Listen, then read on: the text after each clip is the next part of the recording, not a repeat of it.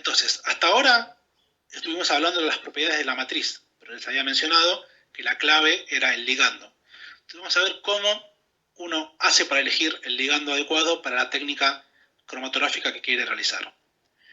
Y para empezar a plantear esto, siempre me gusta plantear esta analogía, que es, supongamos que este mar de personas, o toda esta cantidad de personas, es mi mar de proteínas en una mezcla que yo quiero aislar, la que me interesa. Si yo lo veo de lejos así, la verdad son todos indistinguibles, son todos muy parecidos y no tengo cómo empezar a ubicar mi proteína de interés. Pero, por ejemplo, si yo sé que mi proteína de interés tiene remera roja, yo puedo enfocarme en eso y de repente todo el mar de posibilidades que tenía se reduce a solo, con suerte, a solo mi proteína de interés. Entonces la clave para elegir el ligando es buscar una propiedad en lo posible única de mi proteína de interés. Vamos a ver que hay varias propiedades que tienen las proteínas.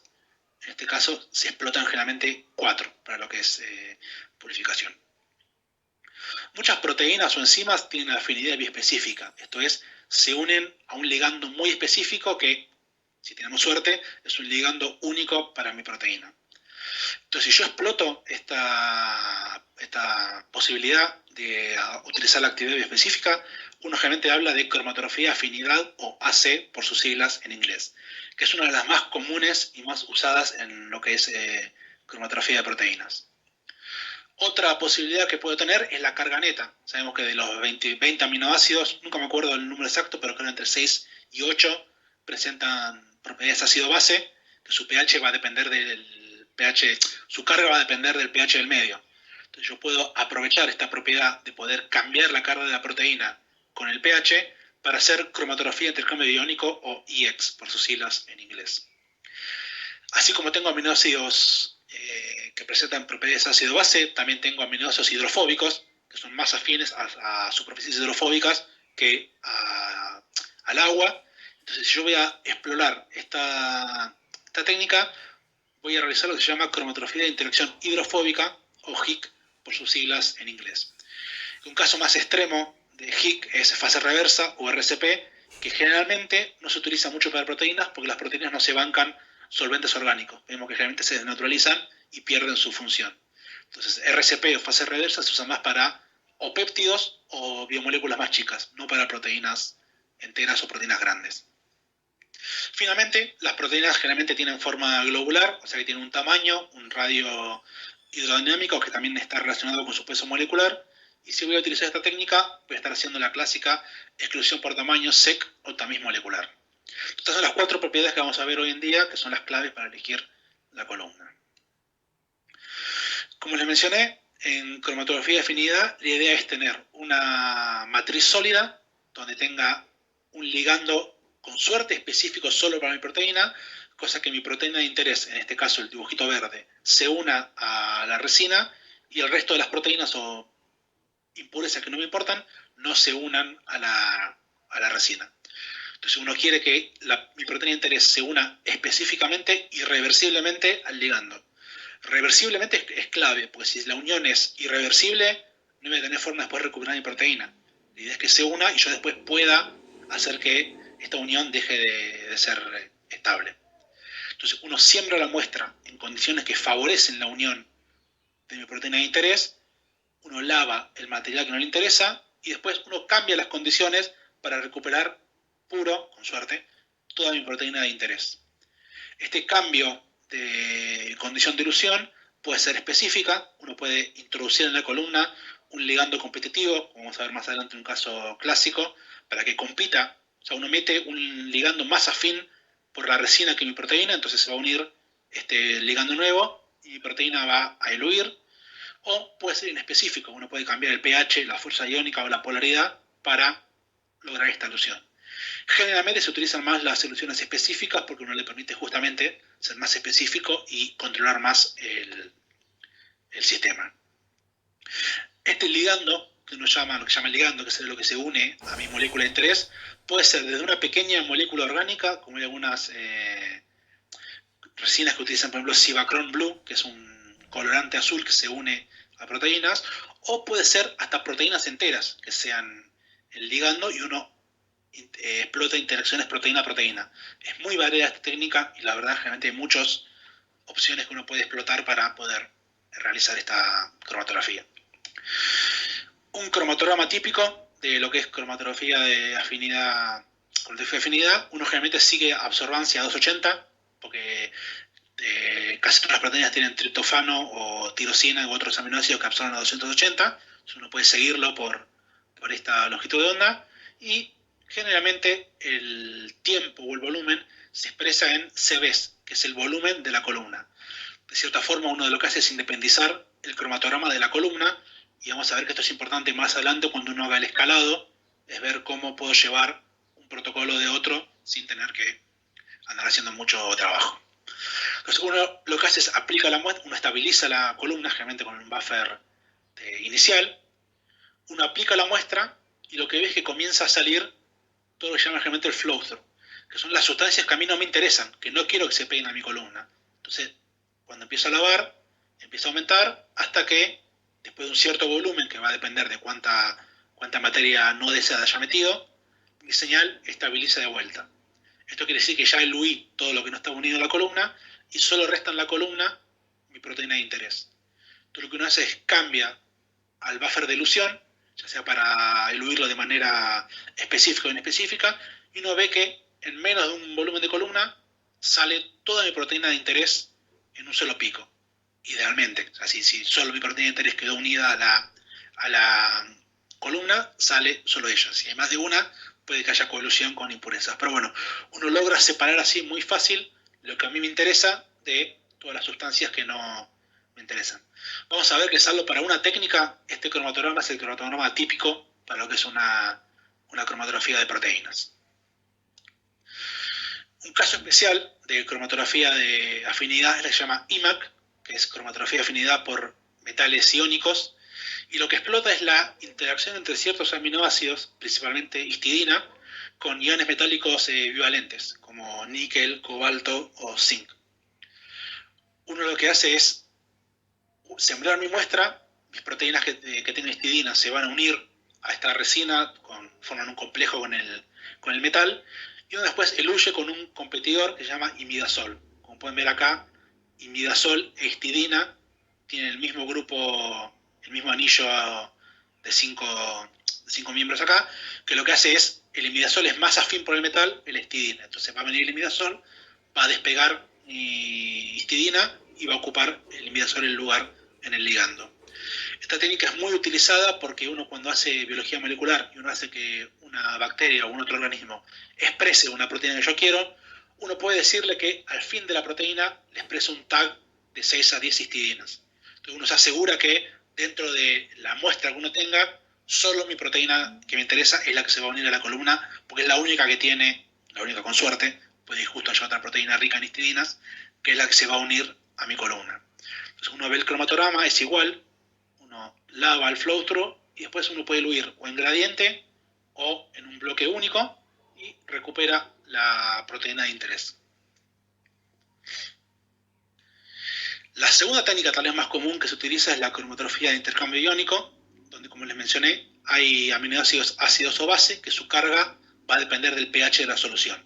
Entonces cuando uno tiene una proteína con 15 o 20 aminoácidos ácido base, la carga total de la proteína va a depender de la sumatoria de estas cargas individuales.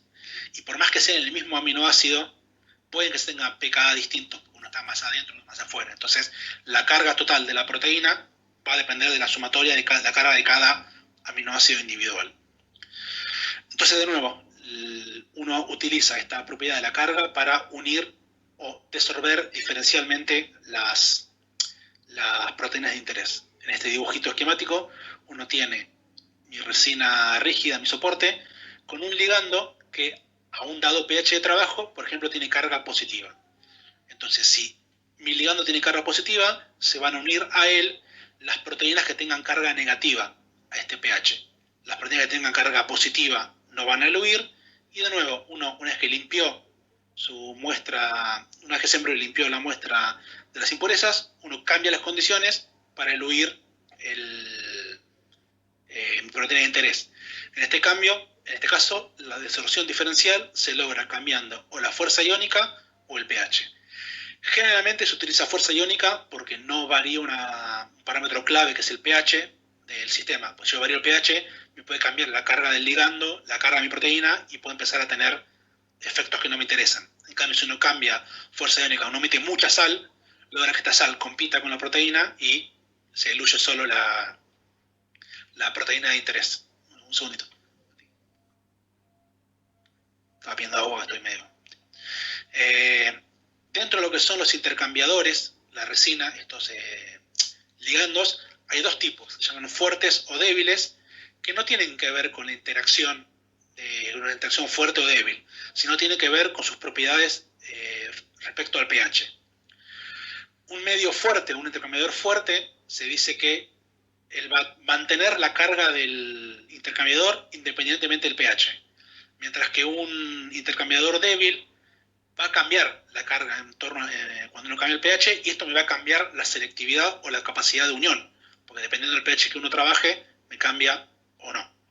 Vamos a ver ahora en la próxima diapositiva qué ventajas y qué desventajas tienen cada uno de estos medios. Conoceré un caso clásico de intercambiador fuerte, es el Q-cefarosa, que como ven, independientemente de una curva de titulación, mantiene la carga independiente del pH. Mientras que un intercambiador débil, como es de AS-cefarosa, la carga cambia cuando uno cambia el pH del medio. Entonces, los intercambiadores fuertes es generalmente el que uno usa al comienzo cuando está buscando la técnica, porque son más fáciles de trabajar. Uno puede cambiar el rango puede cambiar el rango de buffer sin tener que preocuparse si me está cambiando o no las propiedades de mi matriz. Por el otro lado, los intercambiadores débiles son más difíciles de trabajar, porque uno tiene que tener cuidado con esto, con el pH, pero permite tener mayor selectividad que este.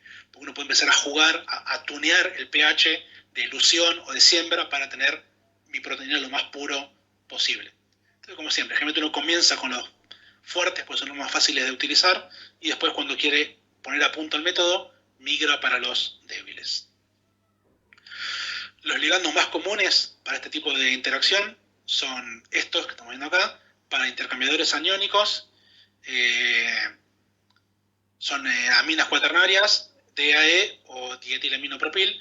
Como pueden ver, son dos aminas con carga positiva que van a hacer justamente que se peguen a él iones de carga negativa.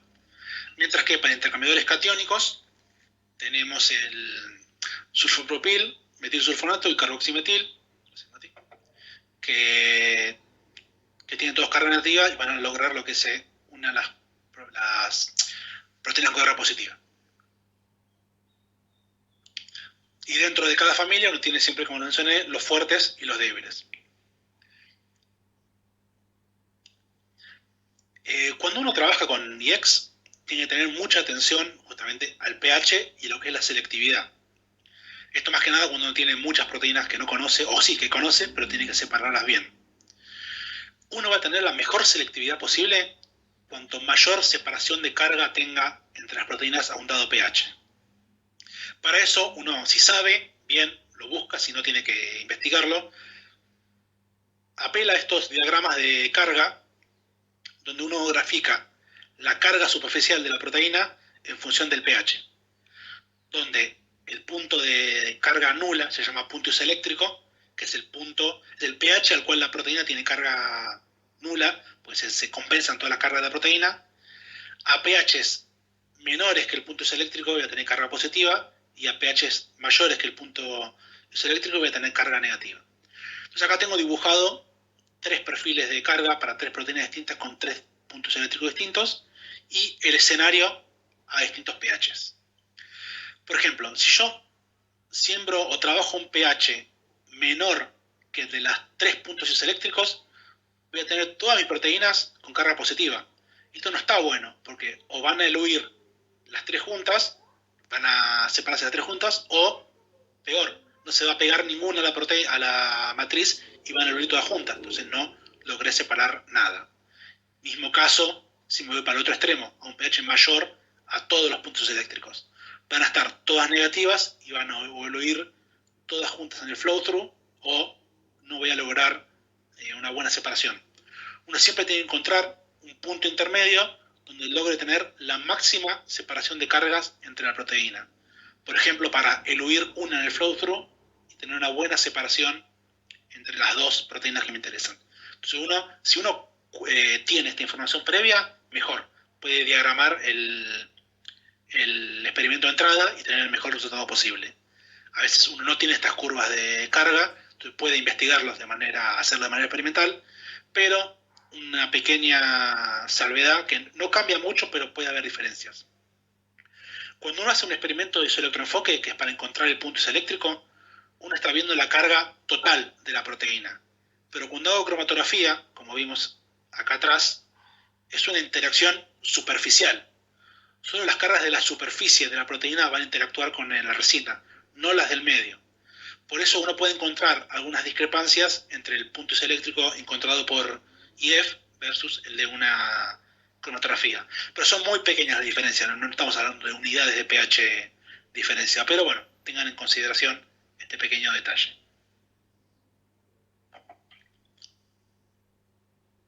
Este es un cromatograma clásico de dilución con fuerza iónica.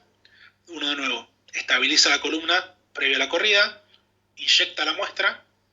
Primero van a eluir en el flow-through las moléculas que no se eluyeron, que no se unieron a la resina. En este caso puede tener la misma carga que la resina al pH.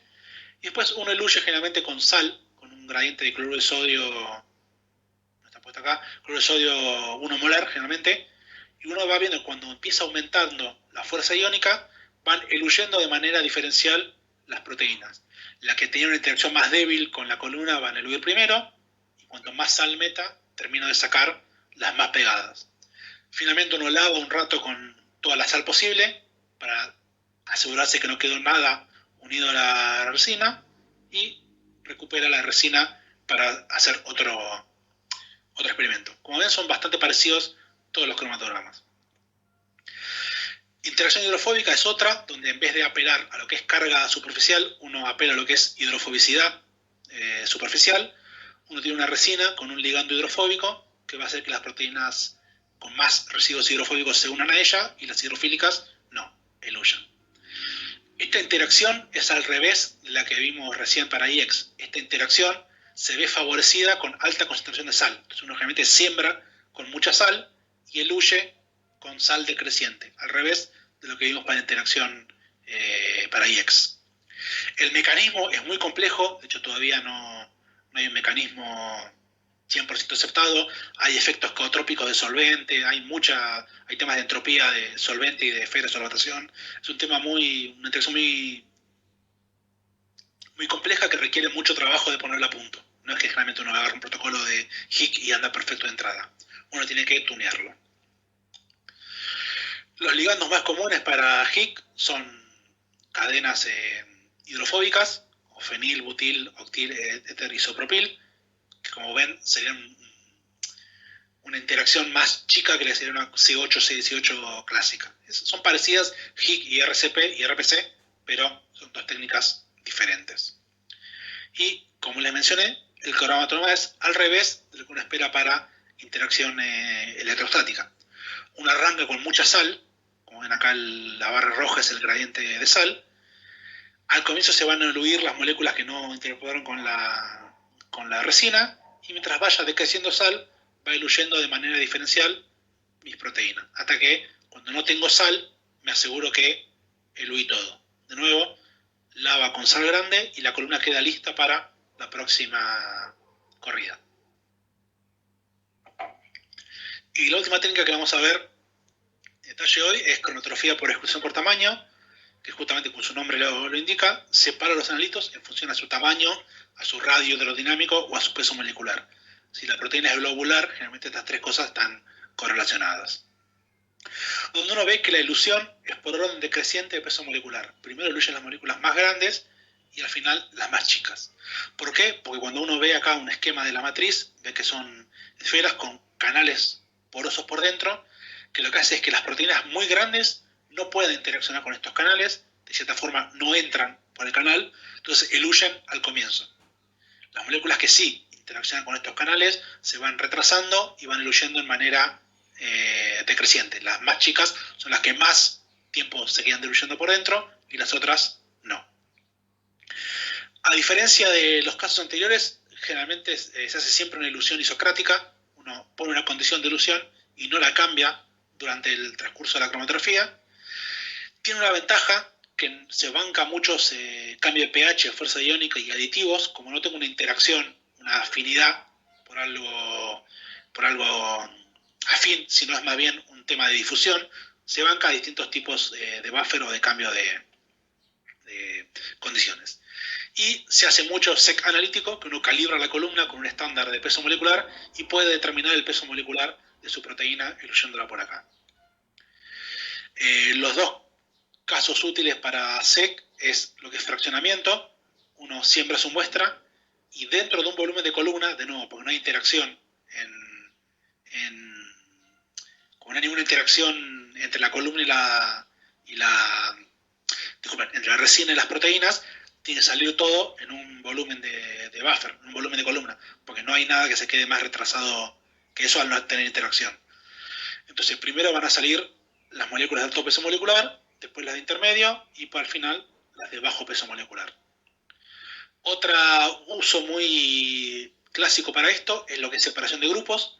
Uno separa su proteína de interés de sal, por ejemplo. Esto es una alternativa rápida y menos destructiva o pierde menos muestra que lo que es una diálisis, por ejemplo. Uno se acuerda cuando tiene una proteína y quiere hacer diálisis, la mete en la bolsa y lo deja generalmente overnight en un cambio de solvente. Esto es mucho más rápido y mucho menos destructivo para la proteína. No pierde tanta proteína como lo hace generalmente con una diálisis. Disculpen.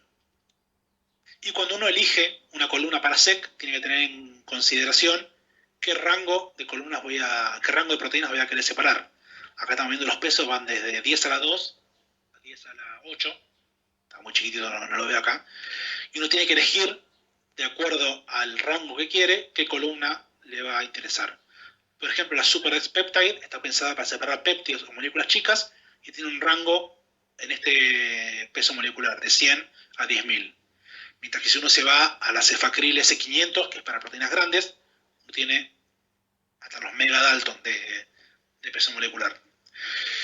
Lo que uno tiene que tener en consideración es cuando tiene más de una proteína para separar acá, es justamente el rango. Esto se llama el rango de fraccionamiento. Dentro de este rango voy a tener un efecto de separación, de dilución diferencial de mis proteínas. Tanto por arriba o por debajo, no. Esto quiere decir que todas las proteínas, en tu caso, mayores que este peso, van a eluir juntas al comienzo y todas las proteínas menores van a eluir juntos al final. Solo en este rango voy a tener la separación que uno desea. Entonces uno tiene que siempre estar atento al peso molecular de las proteínas y qué columna o qué resina le conviene elegir. Finalmente, una técnica, disculpen, pero hablo poco y cuando hablo mucho se me seca la garganta. Una técnica bastante nueva en los últimos tiempos es lo que se llama cromatografía multimodal, donde no tengo un solo principio de interacción, sino tengo más de uno. Uno tiene la resina, un scaffold y tiene más de un ligando unido a la resina. Estos mecanismos pueden actuar de manera independiente o pueden ser concertados. Por ejemplo, hago una primera captura, por ejemplo, por interacción electrostática, y una vez que favorecí eso, la interacción hidrofóbica termina de anclar mi proteína de manera más selectiva. O puede ser que cada uno interactúe de manera diferente. Son técnicas muy complejas que necesitan mucho puesto a punto, pero a veces es la única solución que queda y generalmente con resultados muy satisfactorios. No es la técnica primera que uno elige, sino es casi la última cuando no queda otra opción. Y hay resinas interesantes en lo que es dentro del catálogo de selectiva, por ejemplo la Captocore 700, donde tiene un shell, una capa porosa, que actúa como tamiz molecular.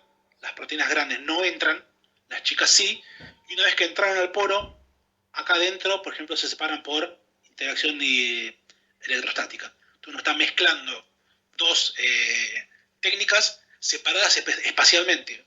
Uno tiene un primer filtro por tamaño y después un filtro por interacción electrostática. Son muy complejas, necesitan mucha puesta a punto, pero son, la verdad, muy versátiles y a veces dan muy buenos resultados. Entonces, brevemente, estas 4 técnicas que vimos se pueden separar en 2 grupos. Las de afinidad, intercambio iónico y hidrofóbica tienen el principio de unión-elusión. Uno une su proteína de interés, lava lo que no le interesa y después eluye lo que sí le interesa. Requieren condiciones especiales de elusión, uno tiene que tener cuidado de cómo trabaja, y tienen la gran ventaja de tener un efecto concentrador. Como yo uno mi proteína de interés y no el resto, yo puedo partir de 1 litro de muestra, donde tengo un montón de cosas, y al final puedo eluir mi proteína de interés en nada, en 500 microlitros. Pues yo dejé pasar ese litro de basura, por no decir otra cosa, y solo mi proteína de unión, mi proteína de interés se unió, y el resto no. Entonces logré concentrar ese litro de muestra en nada, 500 microlitros. A diferencia de estas 3, la cromatografía por SEC, por tamaño, se basa en principios de difusión, no hay unión, no hay interacción entre la resina y la proteína. Se van en cualquier condición de dilución, pero tienen un pequeño efecto de dilución, porque uno siembra un volumen fijo y este volumen tiene que interaccionar con toda la columna. Entonces va habiendo un pequeño efecto de difusión o de dilución, que se van desechando los picos, pero no es nada que inhabilite la técnica. Algo nuevo que salió hace relativamente poco son estas que se llaman FibroPrism A, que son columnas para lo que es purificación de anticuerpos, donde en vez de tener las clásicas esferas, las clásicas partículas esféricas con canales porosos y un flujo convectivo, tienen fibras, justamente de su nombre, donde la muestra pasa por el medio de las fibras e interacciona con estas fibras derivatizadas, en este caso con proteína A, que es para unir anticuerpos. Estas son las formas de las colonitas, donde uno ve que pasa